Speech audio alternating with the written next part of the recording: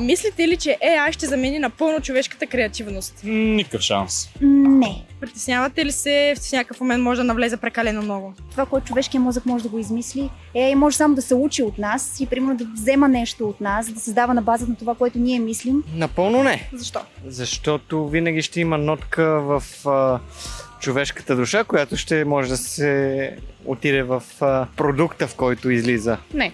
Защо? Ако вземем за пример журналистиката, където трябва да вложиш креативност, няма как AI да замени журналистиката, защото откъде ще знае какво се случва по света и какви новини може да покаже и така да се изрази. Притеснява ли ви, че може в някоя друга сфера да навлезе, тъй като наистина вече доста все повече навлиза и заменя много професии? То, че навлиза, реално и аз работя с AI, така че по-скоро виждам повече ползи, отколкото напълно да не замени, не виждам как ще стане. Все повече професии, които са свързани с информатиката, могат да се замесят с AI, защото дава много точни кодове. И може да навлезе прекалено много в определени среди, само че според мен хората са много креативни. Няма как във всяка една сфера изкуственият интелект да навлезе и да завземе това, което човек може да направи. Добре, ние от Ала.bg ви даваме този ваучер за 1 месец безплатни обучения.